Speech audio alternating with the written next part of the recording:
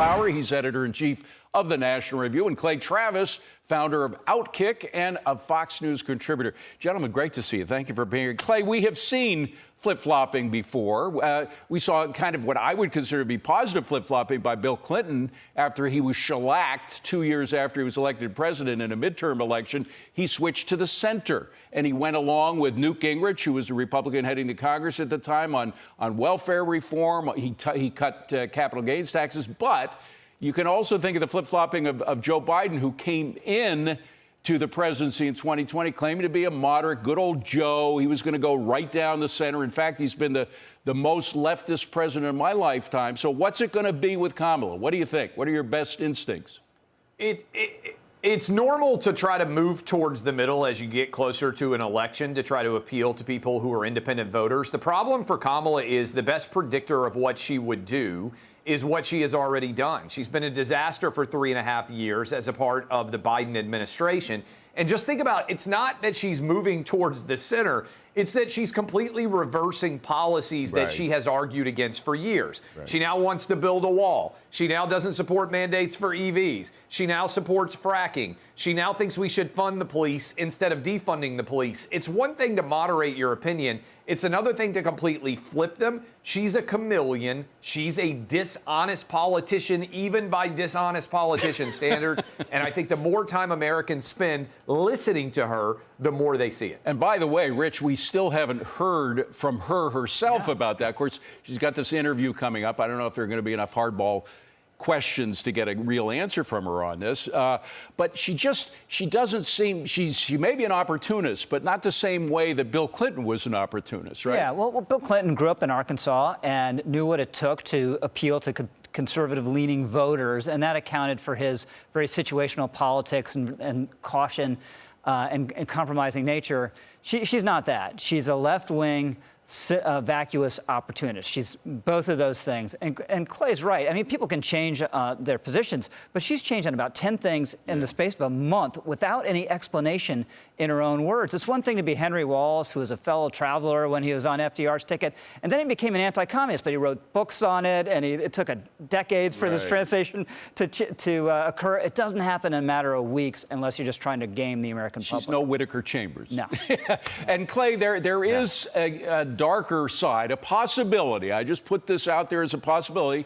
You know, Kamala Harris's father, a Marxist professor, he's still alive. Her deceased mother was on the left. I mean, I think of I used to cover Latin America. Fidel Castro came in. The reason he took over power was he convinced all the business sector in Cuba that he was an anti-communist, that he was pro-capitalism. The Sandinistas did the same thing before they got into power. Now, I know there's not going to be a revolution here. We're going to have an election. But could it be the dark side, that all this talk is just talk, and she wants to go really far to the left, even further than Biden has gone? Well, I think certainly if you look at what she's saying she's going to do with the tax code, I mean, taxing unrealized capital gains, raising the capital gains tax rate to 45.5%, raising overall marginal tax rates, those are very left-wing actions. I would actually submit to you, though, that the biggest issue with Kamala Harris is I don't think she really understands economics that well, like many Democrats. If I could wave my magic wand and make one rule have to be in place for everyone who is an elected political official in the Senate and the House, and certainly as a part of Kamala Harris or Donald Trump's administration, it would be this. Do something that I think a lot of your viewers have done, have to make a payroll. You got employees that have to pay mortgages. You've got a business that has to make money. You think about the way you spend money differently when you've ever had to sit down in front of that Excel spreadsheet and say, okay, where's the money coming from to pay everybody who works here? Kamala Harris never had to do that. She's been a federal employee her whole life. Well, I would disagree with you on one point, though. You don't have to, you can be an economist and still be an idiot. I've known a lot of them, and her father seems to be... I would agree, actually, with you on that. Her father seems to be persuaded. He's an economist. He was at Stanford, for goodness sakes. That's where he retired from. But he was persuaded by the Marxism. And Rich, there is something about the policies, and I want to take the EV mandates in particular, because American people have decided they've looked at EVs in cold weather, realize they don't work as well, they don't go as far as gas power. They realize that EVs weren't what they thought they were going to be. Here's what Kamala said about EVs a little while back. Roll tape. So will everyone have to drive electric cars? Well, by my plan, by 2045, we will have basically zero-emission vehicles only, 100%. But people, Rich, don't want it. And I confronted Pete Buttigieg about this because, again, this is industrial policy. This is Marxist industrial policy. They don't care what the people want. They've got their 5-year plan, and they're sticking with it. Here's my exchange with Buttigieg about the EV mandates. This was last December. Roll it. I don't know a lot of people who think that Americans in 2050 are still going to be driving that old technology, that combustion technology that we inherited from the 20th century. Americans but the big like question is, well, no, you're not going to meet a lot of people who ever go back after they've gone electric, and I think that really tells you something. Well, guess what? McKinsey and Company, it's not a conservative organization, came out with a study saying that about 50% of EV owners say they're going back to gas because of all those reasons, because of a cold Chicago winter where EVs didn't work, because of the costs, the resale value, it sucks on EVs. I mean, Americans know what they're doing. They have good reasons for not wanting to do what Pete Buttigieg says.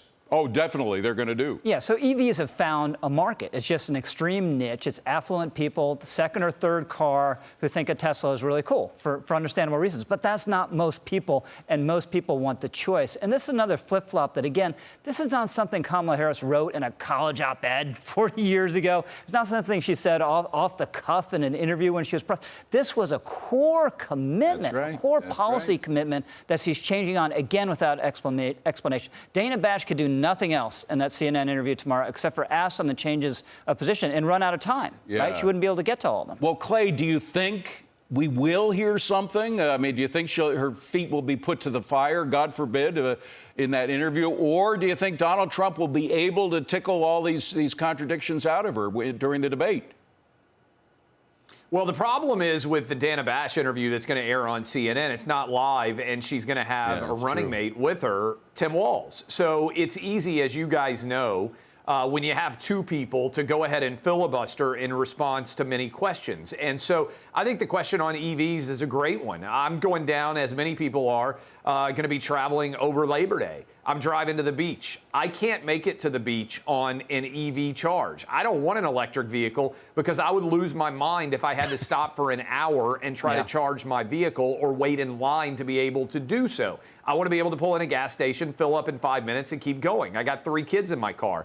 I don't want to be worried about where we're going to have to stop or whether or not the car is going to be able to be charged. Exactly. I think that's the vast majority of Americans, and people are finding out it ain't as easy as they said. If you're just driving a few miles, it is easy, and you can charge your car overnight.